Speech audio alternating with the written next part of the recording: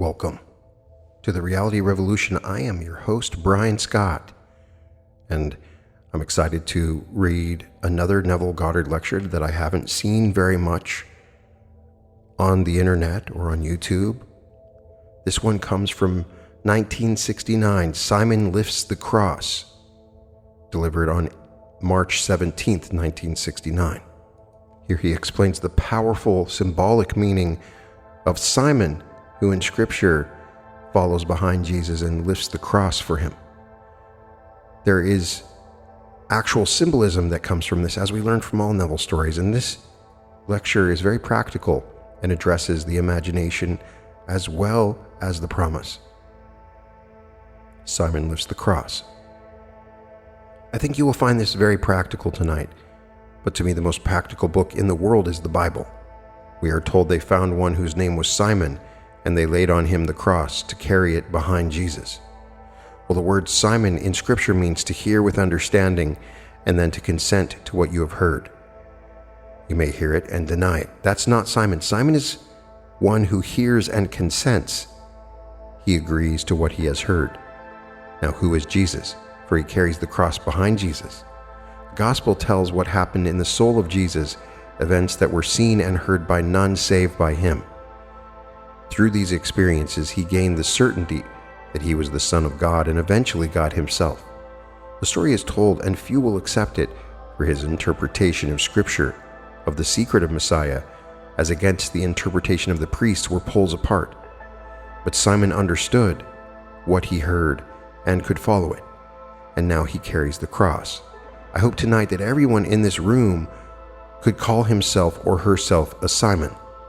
Now, who is the Simon? He said, "Bear ye one another's burdens, and so fulfill the law of Christ." Galatians 6:2. Well, the law of Christ, as described in the Sermon on the Mount, is imaginal. It's wholly psychological.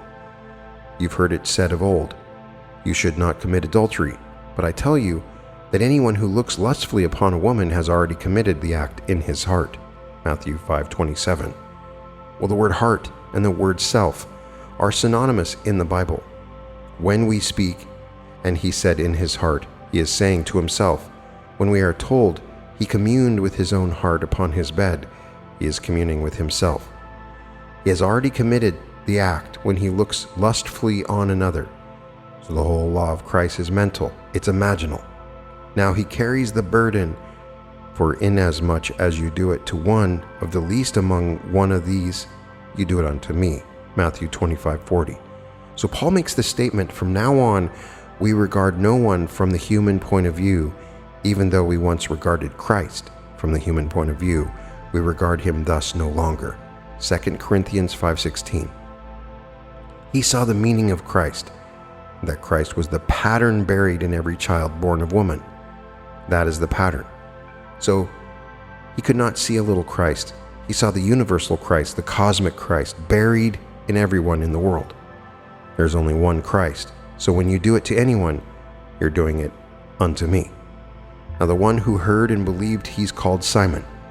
He goes out now to bear the cross and lift the burden from the back of the one being who has taken the entire cross. For every child born is the cross, and collectively they form the cross that the cosmic Christ bears. So the one who hears the story and believes it, he goes out in his belief to lift the weight of that cross. He sees someone who is struggling, can't pay rent, can't buy food. He's embarrassed financially, or he may be this, that, or the other in the world, ostracized, and he lifts the cross. He knows he's doing it only to himself. It can't be another. And because he does it psychologically, he represents the other to himself, as he would like to see that other were he that other, knowing that he is that other, to the degree that he is self-persuaded that that he is imagining is so. It becomes so. He is the Simon who bears the cross, not moving it toward any little point in space. No. All through life he's bearing the cross, lifting the weight. And many a man today is behind the eight ball because no one ever believed he would be anything other than what he is. Fortunately, in my own case, I had a mother who, and she would take us separately, which we did not know until I went back after 12 years in America. Having cocktails on the veranda this evening, it came up for the first time, but she took me and persuaded me that I was her favorite, and that I would never let her down. Well, no, Mother, never. You're going to make Mother very proud of you, aren't you? And naturally you say, yes, Mother. She would curl my hair because I had long white curls, and she would curl them up and push her finger in the curl, kiss me and send me on my way. Then the next one came to have his hair combed or curled. She told the same story to everyone.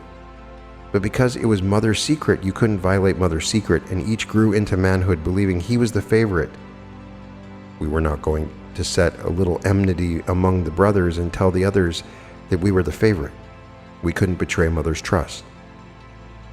And then I returned after 12 years in America, and we were having cocktails on the veranda, and it came out in some spontaneous way, and everyone told the same story. Mother just sat there and chuckled. She had simply accomplished her purpose. She got over to us the feeling of being important because we were her favorite, and we couldn't let her down. Everyone had to be simply right. She didn't expect us to make a fortune in the world, but to be something of which she would be proud. Well, she was a very wise mother, so that we became in our own separate spheres a success in her eyes before she departed this world.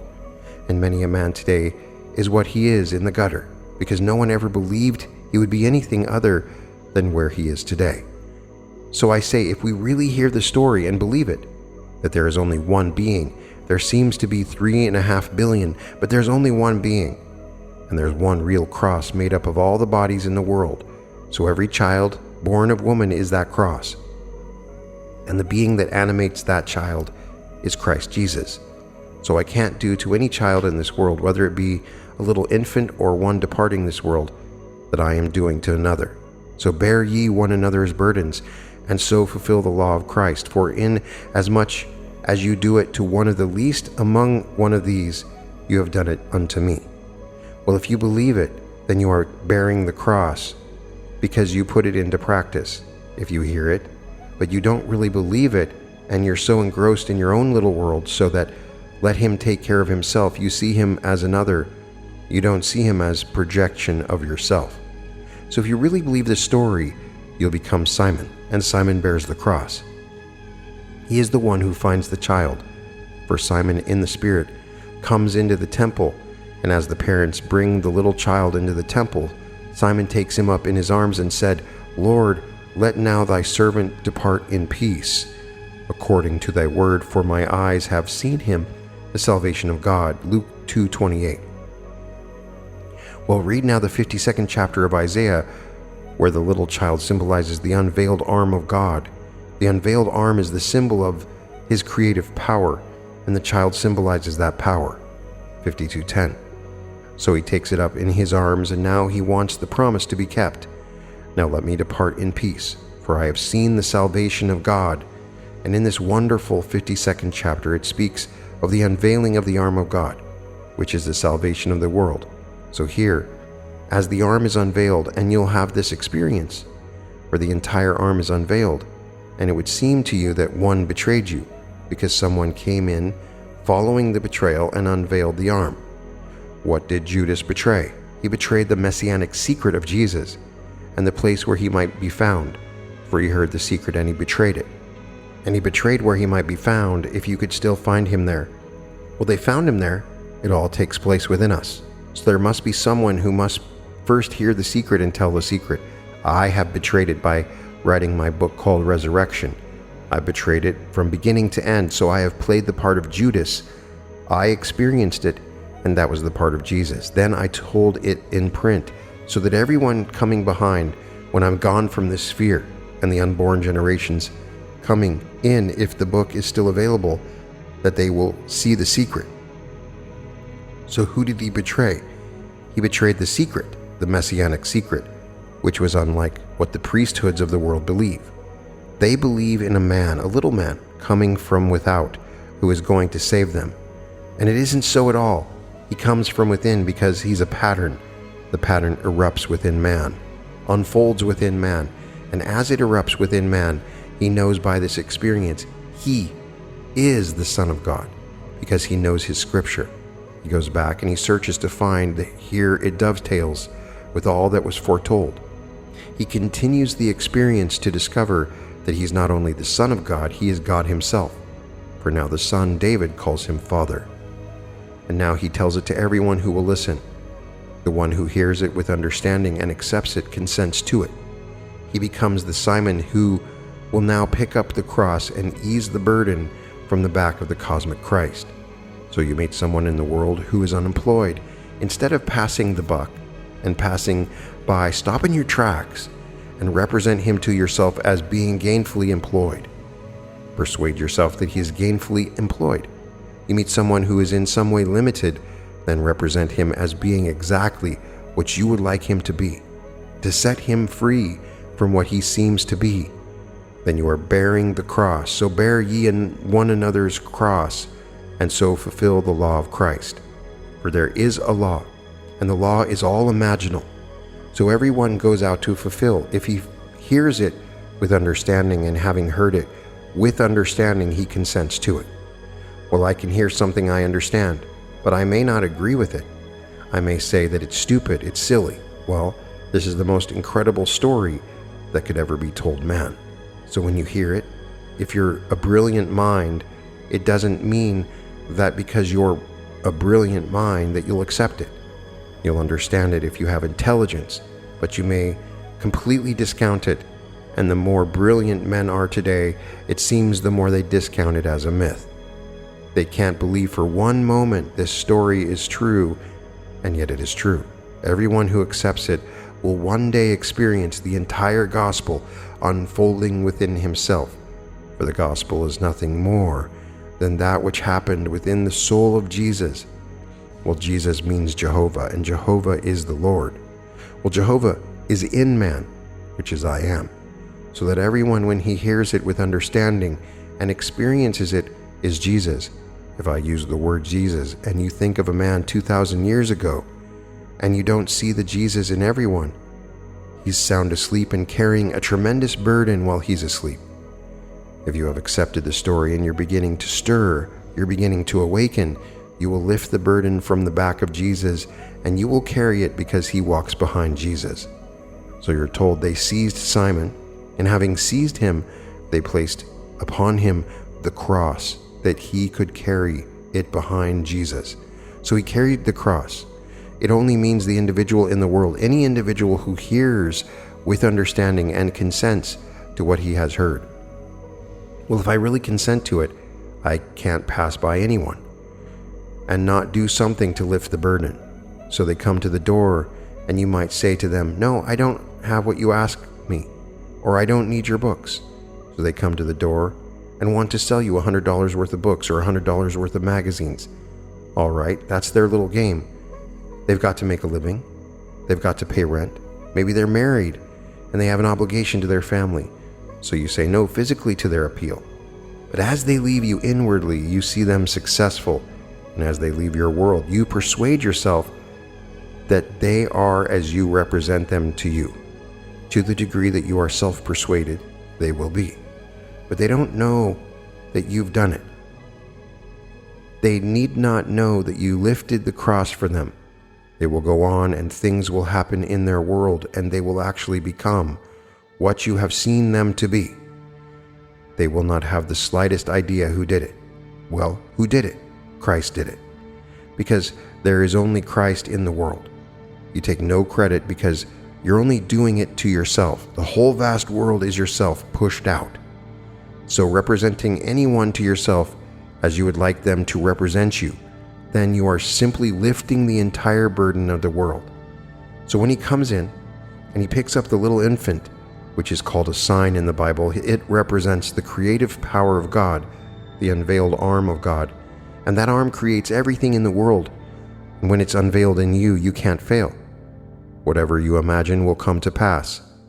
I don't care what it is, for the arm has been unveiled. The entire sleeve has been severed, leaving the arm from the shoulder to the fingertips free to carry forward your sword of victory. And you see everyone as you want to see them, and they become it. So I ask you tonight to just dwell upon it and see if you fit the pattern of Simon. See if you, in the course of a day, if for only one person you can lift the burden. Maybe tomorrow you'll do it and you will lift the burden.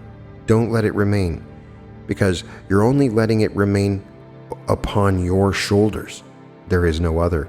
So as you simply lift it, you are lifting that burden off your own shoulders. For there is only Jesus Christ in the world. There is nothing but God. The play begins with the call of Abraham, and it comes to its climax and fulfillment in Jesus Christ. Everyone has to come to that climax. The curtain comes down on it. And when you reach that point, the curtain comes down and you depart and join the heavenly brotherhood who contemplate this world of death. And those in eternity who contemplate on death, as Blake says, they say thus, what seems to be is to those to whom it seems to be. Jeremiah, plate 36. Well, now, can you assume any state for another and it seems to be? Then it seems to be, and it will become so, even of torment, despair, and eternal death. But divine mercy steps beyond and redeems man in the body of Jesus. For in the end, there is Jesus Christ, only one body, only one Lord. And you are Jesus Christ, the one risen body you will wear as your own body, and the one Spirit that inhabits it, you will be that Spirit, and the Lord that is the Lord of all, you will be that Lord. So today, we aren't aware of it, but Paul makes it very, very clear in his second letter to the Corinthians. If we have been united with Christ in a death like his, we shall certainly be united with him in a resurrection like his.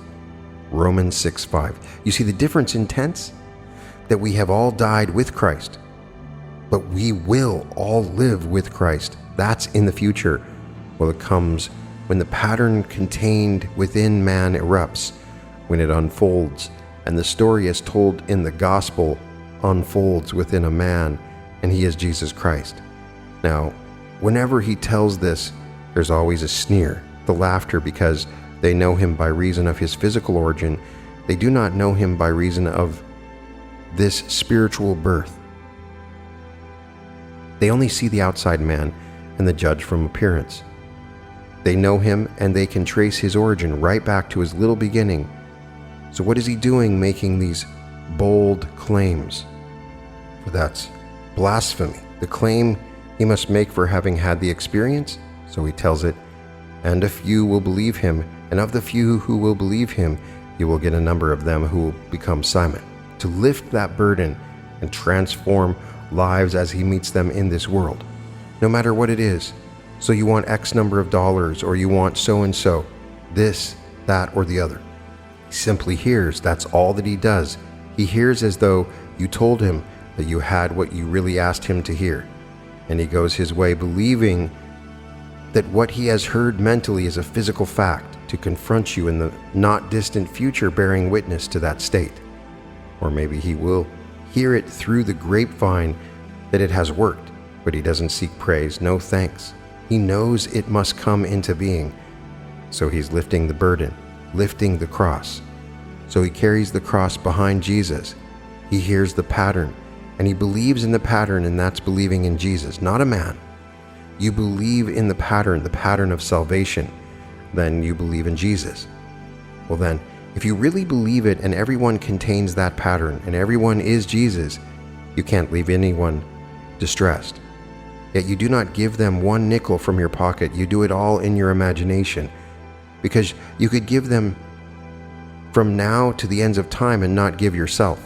No, this is giving yourself when you imagine a state and simply go your way believing in the reality of what you have imagined. So in this case, you are lifting the cross, lifting the burden. So bear ye one another's burdens, and so fulfill the law of Christ. That's told us in the 6th chapter of Galatians 6:2. You can actually feel it, the joy of having done what you've done. You don't wait for the phone to ring. You don't do anything. A friend of mine last night told me a story. Well, he knows that quite a while ago he told me of some work that he had done for one that he likes very much. It's an artistic work, but they never paid, and it was an agreed contract, not a written contract, between two friends who trusted each other that this money was due and therefore it was paid. Well, he knows that we discussed it, and that after we discussed it, I certainly heard that he was paid. And we never discussed it following that. Last night, he told me that the money's in the bank. Out of the blue, he didn't persuade her by argument. This one came forward, she's an artist, and gave him a very large check. Now, I would say to him, that check or similar check should be coming quarterly, and that multiplied by many, because she is only one artist, and there should be many artists needing your talent. And it would be a joy, as far as I'm concerned, to see many artists seeking his artistry, his talent, that they may improve theirs. It's only one being playing it, and then a check similar to that coming from many sources quarter after quarter. Don't say it can't be done. The minute that you say you're going to limit someone, don't say that someone, because of his background, his financial background, social background, political background, or anything, that he can't make it. You're going to limit him. Don't put that cross upon him. Lift the cross, because we are in a world of horrors. Really, but as Blake said, and Blake understood it so perfectly, don't let yourself be intimidated by the horror of the world. Everything is ordered and correct, and must fulfill its destiny in order to attain perfection. Follow this path, and you will receive from your own ego a deeper insight into the eternal beauties of reality. You'll also receive an even deeper release from all that now seems so sad and terrible. But if you know this story, you will lift the burden. Yes, they'll carry it, because they have to carry it. But why must they carry it when you yourself are carrying it? Because you're carrying all the crosses of the world. You can't meet a stranger in this world. There isn't one being that is a stranger, regardless of the pigment of his skin, regardless of his tongue, regardless of anything. We're all one, for God is one. And we're told in the great Shema of the Hebrew Confession of Faith, "Hear, O Israel, the Lord our God, the Lord is one." Deuteronomy 6:4. And never forget it. If he's one, there can't be a second. So in the end, you and I will be the same being, the same Father, and will have the same Son. Now, I've been sent into this world to convey one thought. I have conveyed it, and I've recorded it. I've recorded that the true Son is David. It's been 2,000 years since the unveiling of the mystery of God. It has never been done before, and I have not much to convey now. I've completed the work I was sent to do, because the priests do not know the mystery. They do not know it. They're men without vision, and they're arguing from a book they do not understand. My mother used to say to me, "But after all, Neville, a priest to her was the wisest man in the world, and you can't contradict him." Well, I wouldn't contradict my mother, and I wouldn't argue with my mother. She was simply, to me, something altogether wonderful, so I could not discuss it with mother. But I knew they were stupid anyway. I heard it discussed with the priest, discussed with the ministers, and I overheard these conversations, and I knew this whole thing was stupid. It wasn't so at all, because from the time I was a boy I had visions, and I knew it wasn't what they were talking about. They didn't have the slightest concept of what they were talking about. But I couldn't tell that to mother, because mother would not have understood her little boy who was uneducated and a very limited background. How could he challenge what she considered the wise priest? Because he could speak Latin, or maybe he could read it too, and maybe he could read Greek. That meant he was intelligent. A lot of learned nonsense. He didn't know what I knew from vision, for mine was all vision. It wasn't from study. Then as I matured, I was called and sent. I know today the reason for the call and the reason for being sent, and that was to reveal the true Son of God, this one Son that unifies humanity, because if all have that one Son as his Son, then we are one. The Father, Jesus Christ, is God the Father, and David is his son. Jesus Christ is in you, and David is his son. The day will come, he will awaken in you. He will rise in you, and you will meet David, and David will call you Father. Then you will have this certainty beyond anything in the world. You know what you had for dinner tonight, and maybe I could contradict you and tell you and get you to change what you believe you had, but you can't get anyone to change when you have the experience of being the father of David. There's a certainty beyond the wildest dreams of man when you meet him. There's no uncertainty in it whatsoever.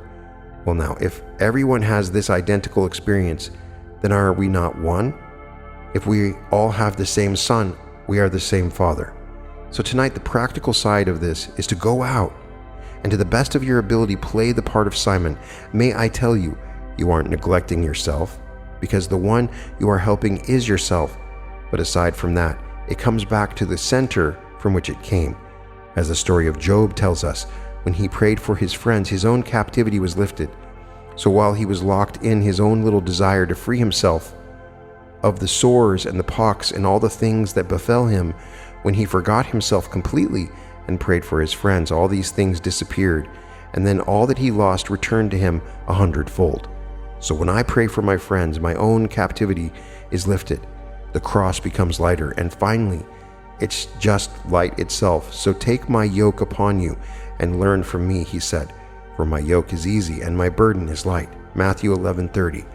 If you really put it into practice, it will become very light. You ask no praise, no thanks from anyone, no financial gain, just the joy of seeing the cross lifted, for it's being lifted from your own shoulder. So if I actually hear a man's need, and instead of ignoring it, I represent that man to myself as one who has had that problem solved and become self-persuaded that it is solved, and then I find that in the not distant future, that it is, I don't have to tell him what I did. I have the joy and the satisfaction of knowing that this law of Christ never fails, that it works. So believe in the reality of your own imaginal acts, for faith is really loyalty to unseen reality. I must have faith, and I have faith not in the things seen but in things unseen. I don't see the unseen imaginal act as an external fact now, but I must remain loyal to the unseen reality, and then in time the unseen will become seen and the world will see it. So this is the practical side of this night. How you and I can lift the cross from our own shoulders. If I'm lifting it from yours, I'm lifting it from mine. And in a way, I do not know blessings fall upon me to the degree that I am lifting the weight from the shoulders of myself pushed out. For everyone I meet is myself made visible, and there is nothing but myself, and there is nothing but God. So when you read these passages and put them together into a mosaic, it tells the most beautiful story. It's simply the most marvelous picture. If you take it, that when you do it unto the least among one of these, you've done it unto me. You mean the little one that everyone ignored? Yes. If you do it to him, you do it unto me. Well, who are you? I am he the world is seeking. I am the Christ the Lord, he said. And the little one, you mean the insignificant little one, that's Christ, yes. So lift his burden because you're lifting mine. You've done it unto me. You try it. May I tell you, it pays dividends beyond measure, just beyond measure, when you least expect it. And now you may never recognize your own harvest because quite often our memory fades and we don't recall that maybe 5 years ago someone asked a favor and you did it in your imagination. Then 5 years later you encounter that person and you've forgotten completely. You only know that, well, aren't you lovely? And things are going in a marvelous way for you. And you don't realize that 5 years before they sought you out and asked you to help them. And you did it in your own wonderful spiritual way, and it worked. Maybe even they have forgotten. What does it matter? The burden has been lifted. So we go forward to lift the cross, playing the part of Simon. The day will come, you too will play the part in the most tangible manner of taking that little sign called the child wrapped in swaddling clothes, lifting it up in your arms. He only symbolizes the power of God that has just been unveiled. Here is the power of God. You read it in the 52nd chapter. I think it's the 10th verse of Isaiah. The whole thing is unveiled. What is it? The arm of God has been unveiled, and it's the power of salvation symbolized as the child. When it happened, I can't tell you the thrill. When the entire scripture unfolds within you, you see it not as a secular history at all. The whole thing is supernatural from the beginning to end. From the call of Abraham to the climax in the story of Jesus Christ, the whole thing is supernatural. Has nothing to do with history as we understand history here. They were not telling any event that took place on earth. It was taking place in the soul of a man as he walked the earth. And no one believed him because they knew his parents, they knew his brothers, they knew his sisters. And how could he make these claims? For what was sacrilege, and the priests did not believe that. They turned to the priests. They were the authorities. They were the ones who should know. So they turned to the rabbis, and the rabbis said, "No, he's an imposter." So he goes and he tells it, and finally he finds a small little circle that believes him to the point of putting it into practice. Then he came to them first and unveiled himself, and they began to be unveiled too. And the God in them that was the God in him begins to unveil in them. And the rabbis remained veiled. So even to this day, when Moses is read, a veil is on their mind. They don't see it. I pray for all of them, no criticism, because it's myself blinded, and they refuse to accept any change in that fixed belief of theirs. So I have come to do one thing, and I've done it, and I've recorded it. That is to make clear to the entire world who will listen who the true Son of God is, who will unify the entire world. Jesus Christ is God the Father, and his Son is David. When David calls you Father, you will know you are Jesus Christ the Lord. For I am a father, there must be a son to bear witness for that relationship. Well, he comes, and he comes into one's world. So I've told it, and so far there are a few thousand books in print, and sold, and a few thousand more back in print, and they'll be sold. So at least it will reach in the English-speaking world a certain segment, and they'll know. Whether they will accept it or not, I do not know. But I have told what I came to tell, that the Son of God is David, and David is not a physical being. It is in spirit that he called him Father. So David is the Spirit called me Lord. He said, "How then can I be David's son?" Matthew 22:24. So he called me Father in fulfillment of Scripture, and everyone is going to be called Father by the one being that is David. When he calls you Father, as he called me Father, then you and I are the same being. We are God the Father. There is only one God the Father, without loss of identity. We are one. At the end of these lectures, Neville would give 2 minutes of silence, followed by questions and answers. Now let us go into the silence.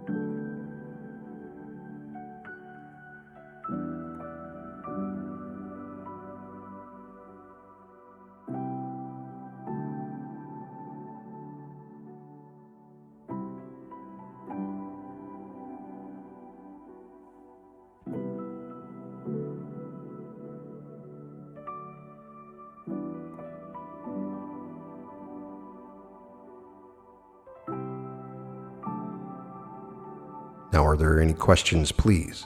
Question: does David ever become a father? Neville says, David? No. Out of David comes the Son, who is the Father, as told us in the 7th chapter of 2 Samuel. Go unto my servant David, and say unto him, that when your days are fulfilled, and you lie down with your fathers, I will raise up your son after you, who shall come forth from your body. I will be his father, and he shall be my son. For David is the culmination of the journey. When you come to the very end, though you wear the name of John or Neville or any other name, at the end of the journey, David is the very last.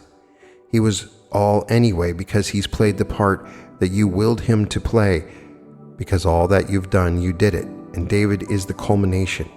Then, out of David comes one who rises with him. So you rise within your own body, call John or call it what you will, but you're coming out of David. So what comes out of David is the Son of God, and the Son of God and God are one. So I and my Father are one. John 10:30. So you awake within yourself, and you come out of a body, and that is David. But David is the one who does all the Father's will. I have found in David the son of Jesse, a man after my own heart, who will do all my will. Acts 3:22. So every part that you have played was subject to your will, and it went through hell because you put it through hell, as you in your dream entertained unlovely thoughts or lovely thoughts, and the David, which is the part that you played, had to go through all the horrors. Well, in itself it was dead. You, the God dreaming in these bodies, had horrible dreams, but in the end, you come out of the state into which you have placed yourself to dream. So David is the son, and he's always young, always the youth. Question: you said that Jesus Christ was in you, and you said what David was. I didn't catch that. Neville says, well, the you in which is Jesus Christ is David. You in you is Jesus Christ. When Jesus Christ wakes in you, it's I am. It's you waking, but he wakes in you that which you think yourself to be. That which you think yourself to be is the David. But remember, the drama is not taking place in flesh and blood. It takes place in the soul of man, the soul of man that is animating all that is David. It's something that makes the body alive, in that dreams it. The being that is dreaming it is God, who is Jesus Christ. Now, if I become this body, and it refused to obey my will, it isn't David. It must obey my will. So I have found in David the son of Jesse, a man after my own heart, who will do all my will. Acts 13:22. So I come into the world, and I think that you are terrible. Well, I've got to see in you the terror, or he hasn't done my will. I come into the world, and I see you are lovely. And I see you are lovely, then he's done my will, because everything that I imagine it must do. So when I imagine that you are successful, then you must become successful.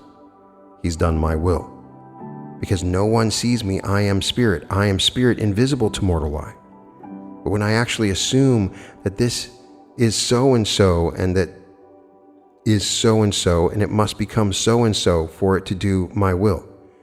But man, not knowing his own imaginal acts, he denies that he is doing the things that he reaps in the world. He's totally unaware of his own harvest and denies that he had anything to do with it. You hear it from numberless lips. Why should this happen to me? And you say, well, why shouldn't it? Well, look here, I'm a good person. By whose standards? They will tell you. I'm so good, I'm so kind, I'm so wonderful. They'll give you all this praise for themselves. That's all right. So they're making all these claims, and then something happens. A lady wrote me from Florida the other day. She had the crust to rewrite the book of Revelation. So she gave me a copy of it, and it was just trash. Nonsense beyond nonsense. Well, her husband died at the age of 84, and she wondered, why should this happen to me? Meaning that she rewrote the book of Revelation, and she's a very wise person, a very kind person, a great teacher. Well, what can you say to a person like that? How can you answer her letter without offending? Why should it happen to me? Now she'll turn right around and become an atheist because he died at 84. She told me in New York City only 4 years ago the man is 84, so he was then 80, and she was telling me of his physical and sexual power, the age of 80. Just imagine, Neville, that he is just as though he were 40, and I'm wondering, am I in an insane institution or not? She is thinking of the sexual power of a man 80, and she is my senior in years, and you wrote Revelation, that you dare to change the word of God. And you think of a man 80 who satisfies you at 80, and you are now 70. What on earth are you two doing? It took place in my lobby in the hotel in New York City. She came on a Sunday morning, and she had to see me. I went downstairs to see her. Bill wasn't dressed for anyone to come upstairs to our room, so I went downstairs and spent an hour. I wondered, really, if I'd come into some insane institution, and she's teaching the truth. She has her own center in Florida. She was teaching music. As she told me all these things, I wondered, what am I here for? Here is a sheer waste of one beautiful hour. I could be upstairs sitting in a robe. I had to get up early and shave and come downstairs to hear that nonsense. If I told her that in heaven that man is above the organization of sex, she'd drop dead. What, no sex in heaven? She wouldn't want that at all. I said, no, there's no sex in heaven as you understand sex, but there is a creativity that makes sex as we understand it look like nothing. There is an emotion and a thrill that takes anything here that we call sex and makes it look like a little fizz. That's the thrill of creation in heaven compared to what we think the thrill is here. But if you told her that in the resurrection men are above their organization of sex, she wouldn't want it. She would close the book. Then she writes me that he died at 84. So what? So he died. Now he finds himself 20 and more virile than ever. Any other questions, please? I know we're going to come up with one. Question: my grandmother's 92 and sick. How do I know whether I should? What should I do? Neville says, my dear, your grandmother is 92 and she's ill. I've had many of these. And what do? I simply assume that they have never known such freedom in their lives. And quite often, they close their eyes and go. My dancing partner's father was sick a week. He was 66 years old, and he had a suite of rooms. I went into his bedroom at the hotel, and he said, Nev, help me to the bathroom. So I raised him off the bed, and I held my arms around him this way, and he said, oh, I'm so tired. I said, Pop, what would you like? He said, just to be free. I said, close your eyes, close your eyes. And I closed mine and felt he was as free as the wind. He fell in my arms and he was gone. Another one in New York City, she was very wealthy, and he is very wealthy. But for 4 years he was in a coma, knew nothing, with 3 nurses around the clock. But that meant no problem to them because they had money, oodles of money, with 3 around the clock to watch him. In 4 years they never spoke because he was always unconscious. He came to see me, and her problem was her little vanity. She also had a little center, and she was talking on things. She hid this thing from her people, that they wouldn't think of for 1 second that her husband was 4 years in a coma. So she came to my meeting one night and sought an audience backstage, and she did. I said, why don't you let him go? It's all vanity on your part, trying to hold him here. She said, how would I let him go? I said, assume that he's free. He has never known such freedom. 1 week later, she went into the room, which was not often that she did because he was always unconscious. As she went into the room, he regained consciousness for 15 minutes and dictated the terms of his will in the presence of the nurse, and he could sign it. For 4 years, he was not conscious. And then he died, just like that. We're holding on to things. Your grandmother's 92 years old. Well, if I thought I had to live until I'm 92, I would say he really doesn't care for me. What, 92? At that age, most of them, well, Churchill lived to be 90. But did he live? In the last few years of his life, the mind was gone. When the mind isn't there, where are you? He was a dotty old man, but no one on the outside knew it. I read a story told by Mountbatten, and when Mountbatten came to see his old friend Winston, Winston was completely a gone man. He rambled and took things that he never experienced and blended them with things that he had made a story out of it. What he read in the papers and books to him became facts as he had experienced them. When Mountbatten left his presence, he said, I felt so sad, for here was this giant of a man who today is simply an idiot. But the world didn't know that. So you want to just simply vegetate? If your grandmother is ill and she is in pain and she's 92, well, let her go back to the age of 20, which she will when she takes off this old garment. She will find herself radiantly happy at the age of 20, and everyone does until they reach the end and they are resurrected. Only the resurrected transcend the return and enter the new age. Well, until Friday. And that ends this wonderful lecture, Simon Lifts the Cross. And the idea is you are Simon, and you can lift the cross of those people around you. Becoming aware of your divinity, your power. You are God.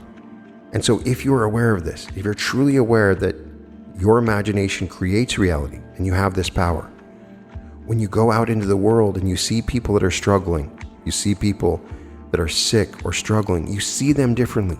You take a moment, as he says, and you see them employed. You see somebody on the street that's homeless, You can give them money or not, but the thing that you really do is you give them the coin of heaven, which is your thought. And you see them fully employed, happy, and prosperous. You see somebody that's sick and you see them as better. You see somebody that's 92 years old, you see them as free. All of these things are available to you. And as he explains, the more you imagine for others, the more it blesses you, because all that you see, all those people that you are blessing, is yourself. Never forget it. So today, at some point, you're going to see someone struggling. Maybe it's on TV or you hear a story. Stop for a moment and imagine everything being better. When you see the things that are going on in the world, imagine those things being improved. Use the power of your imagination.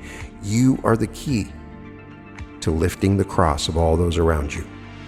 You can find all episodes of The Reality Revolution at therealityrevolution.com. And welcome to The Reality Revolution.